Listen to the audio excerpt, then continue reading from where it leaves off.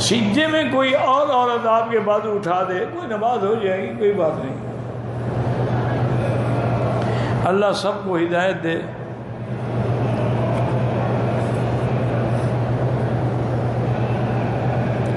ایک ماں اور 3 بیٹیاں مٹی کا تودے گرنے کی وجہ سے شہید ہو گئیں، اللہ مغفرت فرمائے۔ اللہم اغفرہم وارحمہم، اللہم اغفر لنا ولوالدینا ولوالد والدینا ولمشائخنا ولاساتذتنا ولمن حق علینا ولمن اوصانا واستوصانا ولجمیع المسلمین والمسلمات والمؤمنین والمؤمنات الاحیاء منہم والاموات۔ یہ اللہ کا نظام ہے۔ بہرحال وہ تو بیچاری شہید ہو گئی نا، اچانک موت آ گئی۔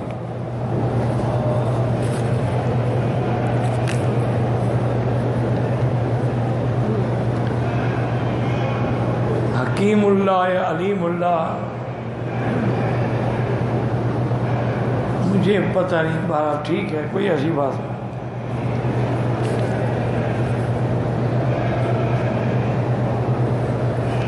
کہتے جی کہ صفا مروہ کے ہر چکر پر دعا کریں یا صفا مروہ مکمل 7 چکروں کے بعد دعا کریں؟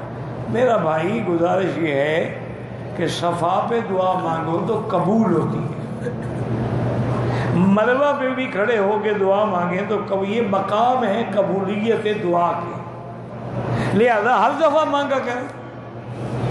اور ویسے چلتے ہوئے جو ہے وہ بھی دعا ہے، رب اغفر وارحم واعف وتکرم وتجاوز عما تعلم انک تعلم ما لا نعلم انک انت اللہ العز الاکرم، یہ بھی دعا ہے۔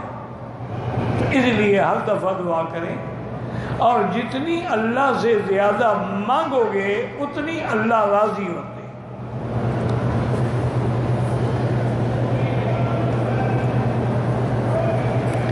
بس غیر اللہ سے نہ مانگا کرو،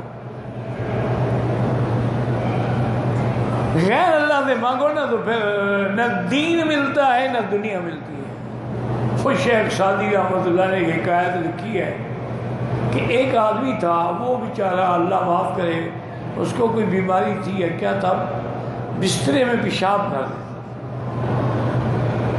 اس کی بیوی بیچاری تنگ آ گئی، کب تک دھوئے آخر؟ تو ایک دن انہوں نے کہا کہ تم جوان آدمی ہو، یہ کیا مصیبت ہے؟ انہوں نے کہا میری بس میں نہیں ہے، شیطان مجھ پہ مسلط ہے اور وہ بدبخت آ کے مجھے حکم دیتا ہے کہ پیشاب کرو، میں کیا کروں، مجبور ہوں۔ اس نے کہا اگر شیطان تمہارے پاس آتا ہے اور تمہیں کہتا ہے تو تم، شیطان تو جن ہوتے ہیں، ان کے پاس ہر چیز ہوتی، تم بھی اس سے کوئی خزانہ، کوئی دولت، کوئی پیسہ مانگے، اسے پیشاب بھی کرتے رہو گے۔ اس نے کہا ہاں یہ بات تو نے ٹھیک کی ہے، اگر آج رات آئے نا تو آج پھر میں اس سے کہوں گا۔ رات کو شیطان تو آ گیا، اس نے کہا دیکھو بات سنو، میں تمہارے کہنے سے اتنا عرصہ ہو گیا بستروں میں پیشاب کر رہا ہوں، میرے گھر والے بھی تنگ آ گئے کپڑے دھو دھو کے بدبو سے، تم مجھے کوئی خزانہ بھی تو دو۔ اور نے کہا تم نے کبھی مانگا ہی نہیں، مانگتے تو خزانہ دینے میں کیا ہوتا، آؤ میں تمہیں خزانہ دیتا ہوں۔ وہ لے گیا اور دکھایا کہ وہاں تو سونے کے ڈھیر پڑے ہو، دیکھا اٹھاؤ جتنا اٹھا سکتے ہیں، لیکن ابھی اٹھا لو، پھر نہ مانگنا مجھ سے دوبارہ، پھر نہیں دوں گا۔ انہوں نے کہا ٹھیک ہے۔ اور جناب کپڑے سے وہ ساری گٹھڑی بنائی، جتنا اٹھا سکتا تھا، اب سر پہ اٹھایا، وہ اتنا بوجھ تھا کہ اٹھاتے اٹھاتے پخانا ہی نکل گیا۔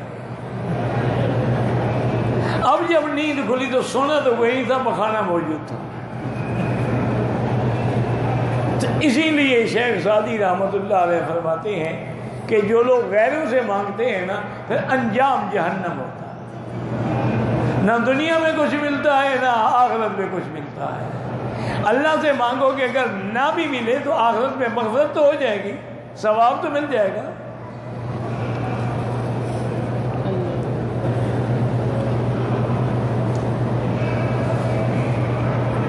میں نے عمرے کی نیت کی، طواف کیا، صفا دوڑا، 2 رکعت نفل پڑھے. پہلی دفعہ تو عمرے میں میں نے حلق کیا تھا، دوسری بار ہم حلق نہیں کیا، دم پڑ گئی. 100 عمرہ بھی کرو تو حلق کرنی پڑے گا. بال ہوں یا نہ ہوں اس طرح پھروانا پڑے گا. جب تم نے دوسرے عمرے میں حلق نہیں کیا، احرام کھول دیا، تم تو ابھی تک احرام میں ہو. سر بھی منڈاؤ اور دم بھی ادا کرو.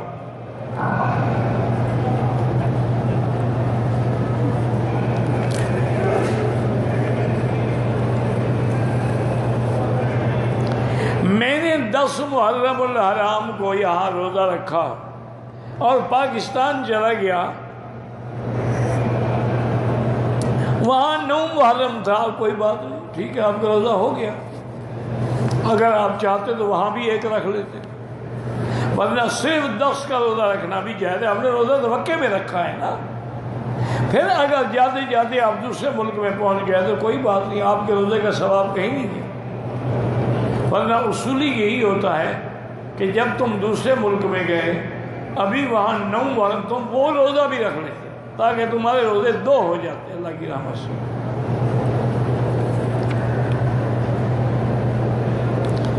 میرا بھائی، تھوڑے تھوڑے بال کٹانے سے حلق نہیں ہوتا. حلق کا معنی ہے پورے سر پہ اس طرح پھروانا، اور بال کٹانے کا معنی ہے کہ سر پر جتنے بال ہیں ان کا 1/4 حصہ کٹ جائے. مثلا اتنے بال ہیں تو اب اتنا حصہ جو ہے سارے بالوں کا کٹ جائے، اس کو قصر کہتے ہیں. یہ جو 2-3 بال یا ٹک لگاتے ہیں، حنفی مسلک میں بھی اور باقی ائمہ کے نزدیک بھی ما سوا امام شافعی کے دم پڑ جاتے، چونکہ قرآن پاک کا حکم ہے محلقین رؤوسکم ومقصرین لا تخافوا. تو افضل حلق ہے، لیکن اگر قصر کرو تو وہ بھی 1/4 حصہ بالوں کا کٹ جائے.